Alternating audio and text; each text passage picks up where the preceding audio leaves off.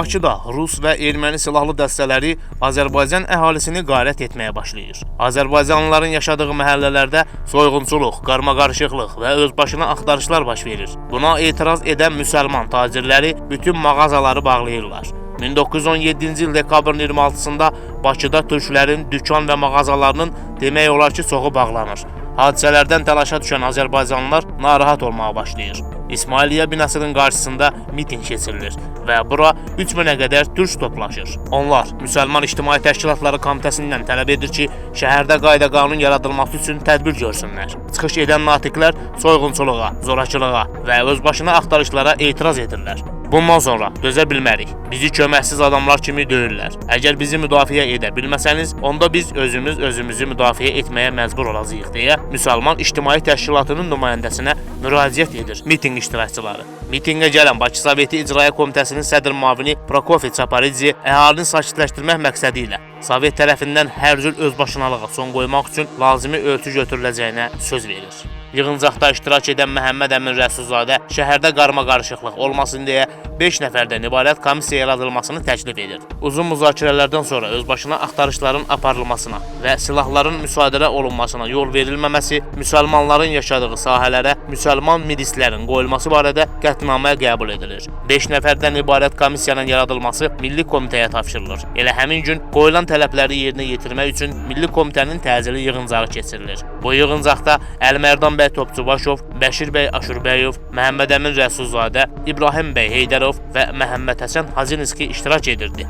Lakin Stefan Şamiyan başda olmaqla Bakı bolşevikləri bu təklifi qulaq ardına vuraraq Azərbaycanlıları öz ətrafında toplayan və onları milli azadlıq mübarizəsinə yönəldən Müsavat Partiyasına, Müsəlman Milli Şurasına, həmçinin onların sosial dayaqları olan Azərbaycan əhalisinə qarşı kütləvi qırğınlar törətmək üçün ciddi hazırlıq işləri görürdülər. Hələ bundan əvvəl, yəni 1917-ci ilin fevralında Rusiya imperiyasında inqilab nəticəsində Romanovlar sülaləsi devrilmişdi. Qısa müddətdən sonra 25 oktyabr çevriliş nəticəsində bolşeviklər hakimiyyətə yiyələnmişdilər. Bu hadisə Qafqazda bolşevik qara güruhunun fəallaşmasına səbəb olmuşdu. Noyabrın 2-sində Bakı Sovetinin İcraiyyə Komitəsi şəhərdə ali hakimiyyət orqanı elan olundu və onun sədri Azərbaycan xalqının qəddar düşməni olan Stepan Şamiyan seçildi. Etnik erməni olan və Britaniya hökumətindən milyon qızıl rubl məbləğində ilkin yardım alan Stepan Şamiyan Bakıda Azərbaycanlılara qarşı bolşeviklərlə erməni milliyyətçilərinin əməkdaşlığını təşkil etməyi bacarır. Urmiya cəbhəsindən qayıdan Rus erməni əsgərlərinin bir hissəsi də artıq Bakıya toplaşırdı. Bu da təbii ki, səbəbsiz deyildi. Əvvəla Rusiyada oktyabr inqilabından sonra hakimiyyətə gələn bolşeviklər müharibəni davam etdirmək istəmirdilər. Rus ordusunda başpozuqluq yaranmışdı və onların çoxu öz yerlərinə qayıtmaq istəyirdilər. Cəbhə xəttindən əsgərlər özbaşına çıxıb gedirdilər. Lakin bəzən yolların bağlanması və qorxulu olması bu hərbi qüvvələrin öz yerlərinə getmələrinə mane olurdu. İkincisi, Bakı bolşevikləri əsgərlər arasında ciddi təbliğat apararaq onları öz tərəflərinə cəlb etməyə çalışırdılar. Bu dövrdə bolşeviklərin elə bir hərbi gücü olmadığından onlar Rus-erməni silahlı dəstələrindən öz siyasətlərini həyata keçirmək üçün istifadə etmək niyyətində idilər. Bolşeviklərin öz ətrafında birləşdirdiyi hərbi hissələr və bölmələr Azərbaycan xalqının mövcudluğuna təhlükə yaradırdı. Üçüncüsü isə Daşnaksutyun Partiyası və Erməni Milli Şurası Bakıya toplaşan erməni silahlı qüvvələrinə nəzarət etdiyindən onlar bu qüvvələrdən özlərinin erməni dövləti yaratmaq məqsədləri üçün istifadə etmək niyyətində idilər. Burada da bolşeviklərlə erməni şovinistlərinin məqsədləri üst-üstə düşürdü. Belə ki, əgər bolşeviklər Bakıda özlərinin tək hakimiyyətlərini yaratmaq fikrində idilərsə, ermənilər də erməni dövləti yaratmaq istəyirdilər və onların bu məqsədlərini həyata keçirməyə Şamiyanın rəhbərlik etdiyi Bakı Soveti də yaxından köməklik edirdi. Şamiyan 1918-ci il martın 15-də çıxış edərkən Bakı Sovetinin Zaqafqaziya vətəndaş müharibəsinin mərkəzinə və istehkamına çevrilməli olduğunu demişdi. Şamiyan yazırdı ki, bizim siyasətimiz vətəndaş müharibəsidir. Kim bu siyasətin əleyhinə gedir, həmin adamlar düşmənlərimizdir. Şamiyanın göstərişi ilə Müsəlman diviziyası qərargahının Bakı vağzalında birbaşa həbs edilməsi xalqın qəzəbinə səbəb oldu. Bakıda və ətraf kəndlərdə əhalinin etiraz nümayişləri başlamışdı. Hələ 1917-ci ilin əvvəlindən 1918-ci ilin mart ayınadək ermənilər təkcə İrəvan quberniyasında 199 Azərbaycan kəndini yer üzündən silmişdilər. Bu cəza əməliyyatı Daşnakstyonun həmin torpaqların Azərbaycanlılardan təmizlənməsi və sonradan Zaqafqaziya ərazisində erməni dövlətçiliyinin mərkəzinə çevrilməsi üzrə planının tərkib hissəsi idi. Məhz həmin dövrdə gələcək erməni dövlətinin ərazi bünövrəsi qoyulurdu. Hadisələrin gedişi göstərir ki, 1918-ci ilin martında Bakıda ictimai-siyasi vəziyyət son dərəcə gərgin idi. Şəhərdə Azərbaycan hərbi qüvvələrinin zəif olduğunu yaxşı bilən Bakı Sovetinin rəhbərliyi Stepan Şamiyan başda olmaqla müsəlmanların milli qırğınına hazırlaşırdı. Bu məqsədlə zavod və mədənlərdə erməni və rus fəhlələri müxtəlif bəhanələrlə Qırmızı Ordu sıralarına qəbul edilirdilər. Erməni Milli Şurası cəbhədən qayıdan erməni əsgərlərini Bakıda saxlamaq üçün martın əvvəllərində erməni əsgərlərinə müraciət etdi. Erməni milyonçusu Montaşevin zavodları isə ermənilərin silah-sursat cəbhəxanası rolunu oynamağa başladı. İrandan və Orta Asiyadan göndərilən silahlar da ermənilərin əlinə keçdi. 1918-ci il martın 17-sində qırğın törətmək üçün bəhanə yaratmaq məqsədi ilə Müsavat Partiyası üzvlərinin və Azərbaycanlı əsgərlərin olduğu Avetik gəmisi Şamiyanın əmri ilə atəşə tutuldu. Elə həmin gün Avakyan Astoria mehmanxanasında Hərbi İnqilabi Komitə adından daşnaqlara silah payladı. Martın 24-də şəxsi heyəti müsəlmanlardan ibarət olan Evelina gəmisinin tərk silah edilməsi milli qırğına başlamaq üçün bəhanə oldu. Belə ki, Azərbaycan milyonçusu Hacı Zeynalabdin Tağıyevin Lənkəranda xidmət edən və təsadüfən əlindəki silahdan açılan atəş nəticəsində həlak olan oğlu Məhəmmədin dəfnində iştirak etmək üçün Bakıya gəlmiş müsəlman alayının zabitləri dəfn mərasimindən sonra Evelina gəmisi ilə Lənkərana qayıtmalı idi. Əlverişli məqamın yetişdiyini görən ermənilər Rus Milli Şurası, Xəzər matrosları, SR və Menşevik partiyaları arasında belə bir şayə yaydılar ki, güya Evelina ilə gedən zabitlər Lənkəranda olan müsəlman hərbi hissələri ilə birlikdə Muğandakı Rus Malakan kəndlərini məhv etmək haqqında tapşırıq alıblar. Yenə uydurma, yenə erməni təxribatı. Amma təəssüf ki, ermənilərin bu təxribatı da onların işinə yaradı. Bakıdakı bütün qeyri-Azərbaycanlı siyasi və hərbi qüvvələr Evelina gəmisinin tərk silah edilməsinə tərəfdar oldu. Martın 30-da təcili olaraq Bakı şəhəri Mədən Zavod rayonlarının İnqilabi Müdafiə Komitəsi yaradıldı. Komitəyə Şamiyan, Çaparidze, Korganov, Suxartsev, Sakyan, Yolçuyan, Nərmanov daxildirlər. İnqilabi Komitənin təşəbbüsü ilə Evelinanın Lənkərana yola düşməsi dayandırıldı və gəmidəki zabitlər tərk silah olundu. Müsəlman əhalisi məscidlərə toplaşaraq silahların qaytarılmasını tələb etdi. Vəziyyətin çox ciddi xarakter aldığını görən Azərbaycan milli təşkilatlarının nümayəndələri İnqilabi Komitəyə gələrək alınmış silahları Hümmət Müsəlman Bolşevik təşkilatı vasitəsilə qaytarmağa cəhd göstərdilər. Lakin Bolşevik Daşnak koalisiyası əvvəlcədən bağladıqları sövdələşmə əsasında müsəlman əhaliyə qarşı hücuma başladı. Martın 30-da axşam saat 5-də Bakıda ilk atəşlər açıldı. Bu, Bakıda türk müsəlman əhaliyə qarşı mart soyqırımının başlanğıcı oldu. Bolşeviklər tərəfindən martın 31-də bütün mübarizəni öz üzərinə götürən İnqilabi Müdafiə Komitəsi yaradıldı. Bu komitənin tərkibinə Çaparidze, Korganov, Suxartsev, Stepan Şamiyan daxildirlər. Eyni zamanda mart soyqırımı günlərində Bakıda Bolşevik dəstəsinin rəisi Anansenko, komissarı isə Martikyan idi.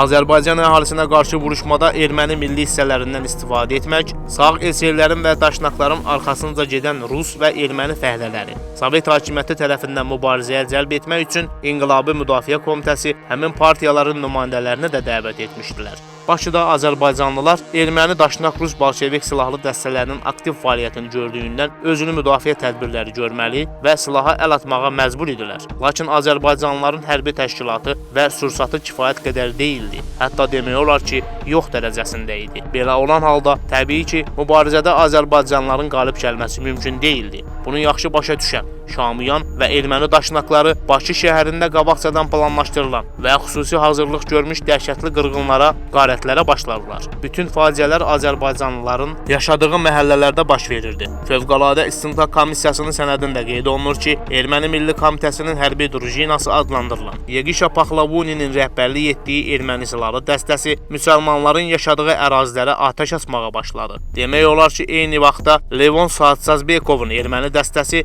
şəhərin Şamaxinka adlanan hissəsini atəşə tutdu. Martın 31-i səhər tezdən, hələ müsəlmanlar oyanmadığı bir vaxtda erməni əskərləri hücuma keçdilər. Ermənilərin birinci hücumu şəhərin Kərpiçxana, Məmmədli və Zibilli dərə adlandırılan ərazisinə istiqamətlənmişdi. Burada yaşayan əhalinin demək olar ki, hamısı müsəlmanlar idi. Şəhərin bu rayonu və başqa müsəlman rayonları dənizdən Ərdahan və Janr hərbi paraxodlarının toplarından atəşə tutulurdu. Ermənikənd tərəfdən isə ermənilər toplardan atəş açırdılar. Erməni hərbi hissələri Soveti və bolşevikləri müdafiə bəhanəsi ilə Azərbaycanlılara amansızcasına və qəddarcasına divan tuturdular. Rusların Xəzər dənizində olan hərbi donanması ermənilərin fitvasına uyaraq şəhərin müsəlmanların sıx yaşadığı məhəllələrini top atəşinə tutdular. Bu atəş nəticəsində müsəlmanların əsas ibadət yeri sayılan Təzəpir məscidinin minarələri ağır zədə aldı. Mənbənin verdiyi məlumata görə Rus matrosları müsəlmanlara qarşı çıxış etmək istəmirdilər. Ermənilər onları aldadaraq inandırmışdılar ki, müsəlmanlar Rusları, ümumiyyətlə bütün xristianların hamısını doğrayıblar. Lakin matroslara aydın olanda ki, müsəlmanlar Ruslara nəinki toxunmayıblar, əksinə onları müdafiə ediblər və yedizdiriblər, yalnız bundan sonra toplardan atəşi dayandırdılar. Bütün bunlara baxmayaraq, bu top atəşləri nəticəsində hər halda şəhərin tikililərinə və əhalisinə böyük ziyan dəymişdi. Bakı şəhərində müsəlman əhalisinə qarşı ermənilərin törətdiyi qanlı cinayətlərini açıb göstərən sənədlərdə qeyd olunur ki, yaxşı silahlanmış, təlim keçmiş erməni əskərləri çoxlu miqdarda pulemyotların mühafizəsi ilə hücum edirdilər. Ermənilər müsəlmanların evlərinə soxulur, sakinləri qırır, onları qılınc və xəncərlərlə doğram və süngülərlə deşik-deşik edir, uşaqları yanan evin alovları içərisinə atır, 3-4 günlük çağaları süngünün ucunda oynadır, baş götürüb qaçan valideynlərin atıb getdikləri südəmər körpələrin demək olar ki, hamısını öldürüb, valideynlərin özlərini isə yaxaladıkları yerdə asıb kəsirdilər. Müsəlmanları qırıb çatmaqla yanaşı, ermənilər onların əmlaklarını da məhv edir, az-çox qiymətli olan şeyləri isə özləri ilə aparırdılar. Sonralar təkcə bir yerdə torpağın altından 57 müsəlman qadın və qızın meyidi tapılmışdı. Onların qulaqlarını, burunlarını kəsmiş, qarınlarını yırtmışdılar. Fövqəladə İstintaq Komissiyasının sənədlərində həmin hadisələrin şahidlərinin ifadəsinə əsasən 1918-ci ilin martında yalnız Bakıda daşnaqların, bolşeviklər, menşeviklər və başqa partiyalarla birgə 15 mindən çox günahsız müsəlmanı qətlə yetirdikləri göstərilmişdi. Qanlı qırğınlar zamanı ictimai və şəxsi binalara da çox ziyan dəymişdi. Açıq Söz və Kaspi qəzetlərinin redaksiyaları yandırılmışdı. Təzəpir məscidinin minarələri top atəşi ilə zədələnmişdi. Bakıda İsmailiyyə Xeyriyyə Cəmiyyətinin binası, Şirvanşahlar Sarayı ansamblına daxil olan 14-cü əsrdə tikilmiş Keyqubat məscidi Rus əskərləri ermənilərlə birlikdə yandırıb külə döndərdilər.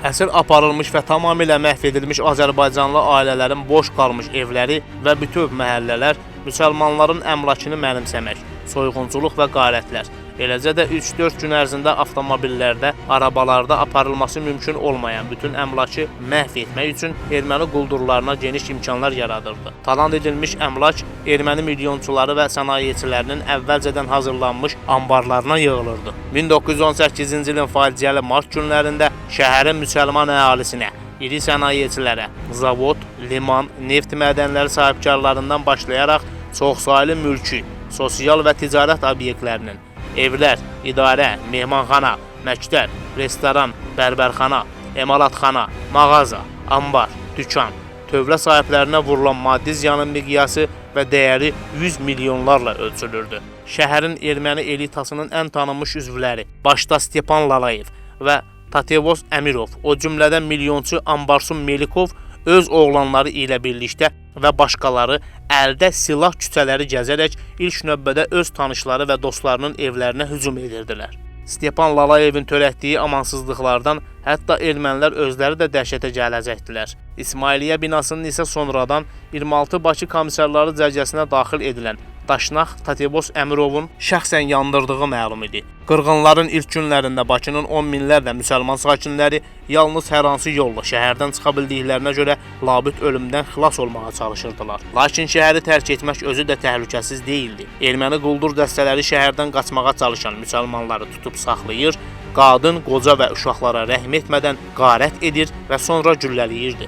1918-ci ilin martında bir sıra Bakı kəndlərinin Məhəmmədi, Əhmədli, Balaxanı, Binəqədi, Hökməli, Zabrat, Sabunçu, Ramana və Xırdalan sakinləri erməni silahlı dəstələrinin vəhşiliklərinin qurbanı oldular. Nifrət və tamahkarlıqdan ağlını itirən ermənilərin hədəfinə çevrilən müsəlmanların həyat və əmlakının xilas edilməsi bir çox hallarda onların Yahudi, Rus, gürcü qonşularının, tanışlarının və ya sadəcə olaraq təsadüfən yoldan keçən insanların fəal iştirakı və hadisələrə müdaxiləsi nəticəsində mümkün olurdu. Son nəticədə isə müsəlmanların kütləvi qırğını Azərbaycanlılarla barışığa rəsmi şəkildə razılaşmış Bakı Soveti tərəfindən deyil, aprelin 2-də 36-cı Türkistan alayının müsəlman qırğınlarını dayandırmaq barədə qətiyyətli tələbi və artıq vəziyyəti başa düşən Xəzər Rus dənizçilərinin əks təqdirdə Bakı Sovetinin tabeçiliyindən çıxaraq şəhərin erməni hissəsinə toplardan atəş açacaqları kimi hədələri sayəsində dayandırılır.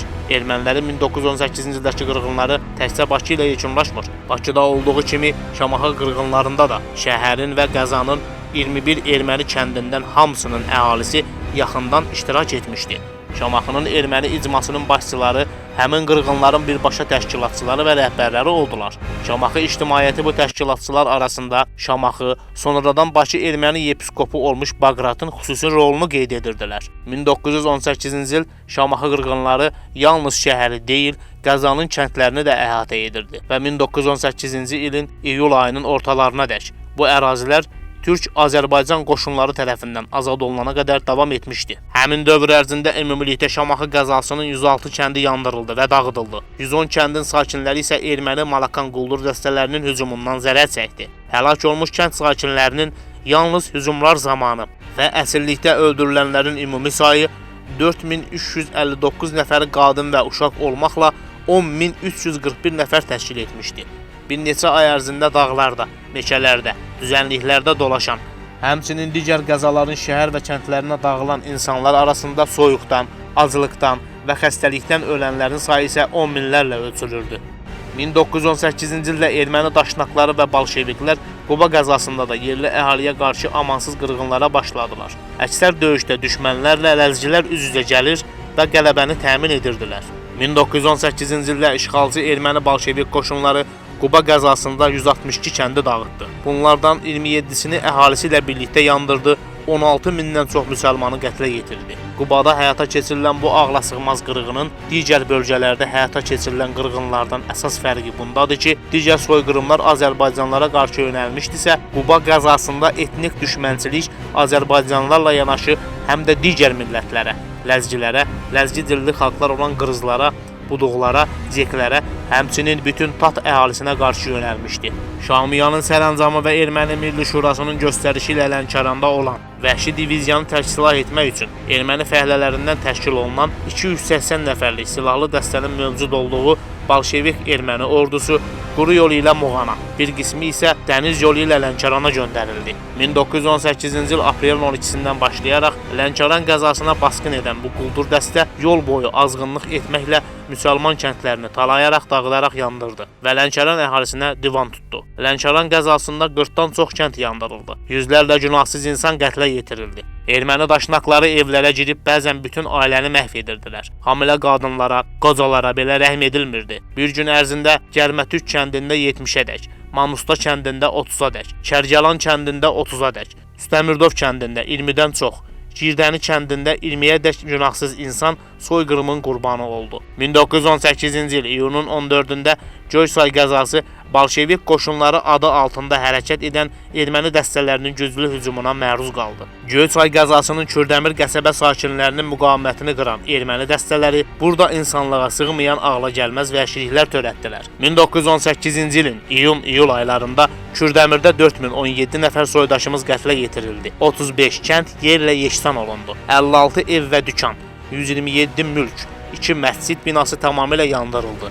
Qalan bütün ev və mülklər dağıdıldı, talan və qarət edildi. İstər Kürdəmir stansiyasının, istərsə də kəndlərinin bütünlüklə dağıdılmasının qarşısını isə Qırmızı Ordu hissələri tərkibində olan ruslar və qismən bolşeviklərlə əməkdaşlıq edən Cənubi Azərbaycanlı fəhlələr aldılar. Kürdəmirdən başqa Göysay qəzasının Caylı, Qaravəlli, Qarabuzaq, Mustafalı, Xəlil Qasımbəy, Ərəb Mehdibəyli, Dədəli və digər kəndləri də erməni hücumlarına məruz qalır və insan tələfatı ilə üzləşir. Məsələn, Ərəb Mehdibəyli kəndində 84 ev dağıdılıb yandırıldı. Kəndin 83 sakini, o cümlədən 78 kişi, 4 qadın və 1 oğlan uşağı qətlə yetirildi. Bakı Soveti və Daşnak erməni silahlı dəstələri Hacıqabul, Salyan, Zəngəzur, Qarabağ, Naxçıvan və digər ərazilərdə də azərbaycanlıları kütləvi şəkildə vəhşicəsinə qətlə yetirdilər. 1918-ci ilin mart-aprelində Bakı, Şamaxı, Quba, Muğan və Lənkəranda ermənilər 50 min azərbaycanlını qətlə yetirdi. 10 minlərlə insanı öz doğma yurt yuvalarından didərgin saldı. Nuru Paşanın rəhbərlik etdiyi Qafqaz İslam ordusu haraya çatmasaydı, bu qırğının miqyası daha dəhşətli olardı. Regionda baş verən gərgin ictimai-siyasi hərbi vəziyyətin məntiqi nəticəsi kimi Gürcülərin Almanlarla ittifaqından sonra Osmanlı dövləti ilə Azərbaycan hökuməti arasında 1918-ci il iyunun 4-də dostluq və əməkdaşlıq haqqında müqavilə imzalandı. Bu müqaviləyə görə Azərbaycan ölkədə asayiş və təhlükəsizliyin təmin olunması, dövlətə qarşı olan təhlükələrin aradan qaldırılması üçün Türkiyədən ordu yardımı və silah köməyi ala biləcəkdi. Müqavilənin şərtlərinə görə Bakı neftinin boru kəməri ilə Batum limanına daşınacağı da qərarlaşdırıldı. Türkiyənin Azərbaycana hərbi yardım üçün siyasi hüquqi əsaslar qəbul olunduqdan sonra Türk ordusu milli hərbi qüvvə və könüllülərlə birgə xalqımızın istiqlal savaşında fədakarlıqla mübarizə aparmaq üçün ölkəmizə gəldi. 1918-ci il iyulun son günlərində Qafqaz İslam ordusu qüvvələrini Bakı ətrafına cəmləşdirməsi ilə Stepan Şamiyanın rəhbərliyi altında olan Bakı Soveti şəhərə nəzarəti Sentrokaspi adlanan eser menşevik Daşnak hökumətinə təhvil vermək məcburiyyəti qarşısında qaldı. Sentrokaspi diktaturası özünü Bakının hakimi elan etdikdən sonra Daşnak nümayəndələri İrana göndərildi və İranda mövcud olan İngilis hərbi qüvvələrinin komandanı General Denis Stervil rəhbərlik etdiyi hərbi qüvvə ilə birlikdə Bakıya dəvət olundu. Bakı neftinə və bütünlükdə Xəzər hövzəsinə sahib olmaq üçün yollar axtaran Böyük Britaniya hökuməti yaranmış fürsətdən istifadə etməyə çalışdı və General Denis Stervilə göstəriş verildi ki, Bakıya hərbi qüvvə çıxarsın. Nəticədə Bakıya göndərilməsi qərarlaşdırılan 39-cu İngilis briqadasının ilk bölməsi 1918-ci il avqustun 4-də gəmilərlə Əncəlidən Bakıya gətirildi. Onların gəlişini sonsuz sevinclə qarşılayan erməni daşnaqları öz niyyətlərinə çox yaxın olduqlarını düşünürdülər. Bakı üzərində həyata keçirilən ilk geniş miqyaslı hücumun nəticələri də onların bu sevincini artırırdı. Qafqaz İslam ordusu isə Bakıya doğru irəliləyirdi. 1918-ci ilin yayında Bakı Soveti ordusu ilə Qafqaz İslam qoşunları arasında Göyçay qəzasının Qara Məryəm kəndi yaxınlığında gedən döyüşlər Azərbaycanlıların xeyrinə dəyişərək həlledici əhəmiyyətə malik oldu və Azərbaycan torpaqlarının düşməndən azad olunmasının əsasını qoydu. Nəhayət, Qafqaz İslam ordusu Bakı ətrafına çatdı. 1918-ci il sentyabrın 14-də Bakı şəhəri Qafqaz İslam ordusu tərəfindən ələ keçirilməmişdisə də artıq onun taleyi həll olunmuşdu. Sentyabrın 14-ü üçün qarşıya qoyulan tapşırığı yerinə yetirən Qafqaz İslam ordusu qüvvələri həmin günün gecə istirahətini etməklə yanaşı, həm də son döyüşə hazırlıq işləri görürdülər. Sentyabrın 15-də Qafqaz İslam ordusu qüvvələri uğurlu hücumu davam etdirdilər və qarşıya qoyulmuş vəzifənin həllinə daha da yaxınlaşdılar. Çıxış yolunun qalmadığını görən Sentrokaspi rəhbərliyi Qafqaz İslam ordusu rəhbərliyi ilə əlaqə yaradılması üçün yollar aramağa başladı. Bu məqsədlə Sentrokaspi rəhbərliyi İranın Bakıdakı konsulu Saadül Vüzəradan Bakı üzərinə hücumun dayandırılması üçün vasitəçilik etməyi xahiş etdilər. Bu təklifi alandan sonra Saadül Vüzəra 2 nəfəri məktub və ağbayraqla döyüş mövqelərinə göndərdi. Lakin onlar Qafqaz İslam ordusu komandanlığı ilə əlaqə yarada bilmədilər. Sentyabrın 15-də İran konsulu yenidən vasitəçilik missiyasının icrasına davam etdi. Nəhayət tərəflər arasında aparılan danışıqlardan sonra Sentrokaspi rəhbərliyi Bakı şəhərini Qafqaz İslam ordusunun nəzarəti altına verməyi öz üzərinə götürdü. Beləliklə Bakı şəhəri bütünlüklə Qafqaz İslam ordusu tərəfindən azad edildi. Sentrokaspi diktaturasının şəhərdəki dayaqları olan qüvvələr gəmilər vasitəsilə qaçıb canlarını qurtardılar. Qaçmaq imkanı olmayanlar isə təslim oldular. Beləliklə, türk qardaşlarımız Azərbaycan xalqının köməyinə çatdı. Baş verə biləcək daha böyük qırğınların qarşısını aldılar.